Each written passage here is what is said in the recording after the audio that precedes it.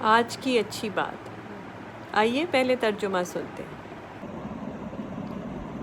سورہ الاعراف 204 کے بعد آیت نمبر یعنی کہ 205 کا ترجمہ وَاذْکُر رَبَّکَ یہاں سے ہے۔ اس کو ہم یہاں پڑھیں تو کچھ اس طرح سے ہے: اے نبی، اپنے رب کو صبح اور شام یاد کیا کرو، دل ہی دل میں، رازداری اور خوف کے ساتھ، اور زبان سے بھی ہلکی آواز کے ساتھ۔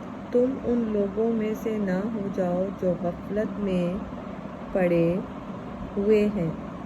جو فرشتے تمہارے رب کے حضور تقرب کا مقام رکھتے ہیں، وہ کبھی اپنی بڑائی کے گھمنڈ میں آ کر اس کی عبادت سے منہ نہیں موڑتے، اور اس کی تسبیح کرتے ہیں اور اس کے آگے جھکے رہتے ہیں۔ اللہ اپنے احکامات اپنے بندوں تک اپنے نبیوں کے ذریعے پہنچاتا تھا۔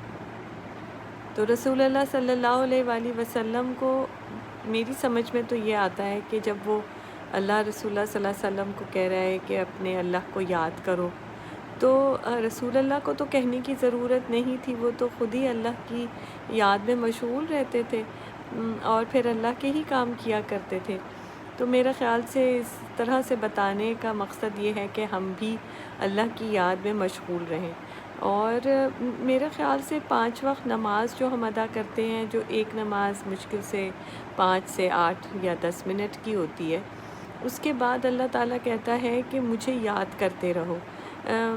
بڑا میرا اپنا آزمایا ہوا نسخہ ہے کہ اگر ہم اللہ تعالیٰ سے چاہے اپنی زبان میں بس اسے پلیز کرنے کی کوشش کرتے رہیں اور دل ہی دل میں اس سے دعا بھی کرتے رہیں۔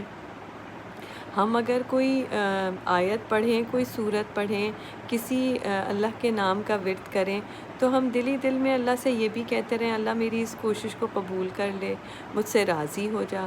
تو اللہ تعالیٰ ضرور اپنی رحمت کے آثار آپ پہ ظاہر کرتا ہے، اور رحمت کے آثار ظاہر کرنے کا مطلب یہ ہوتا ہے کہ اللہ تعالیٰ آپ کی بات سن رہا ہے اور آپ کو رسپونڈ کر رہا ہے۔ تو اللہ تعالیٰ سے اگر کوئی چیز مانگنی ہو، کوئی خاص چیز، تو دل ہی دل میں اپنے عام کام کرتے ہوئے بھی اگر ہم اللہ سے مانگتے رہیں، دل ہی دل میں چپکے چپکے سے اس سے کہتے رہیں پلیز اللہ میری بات سن لے، میری بات مان لے، تو یقیناً دعا پوری ہوتی ہے۔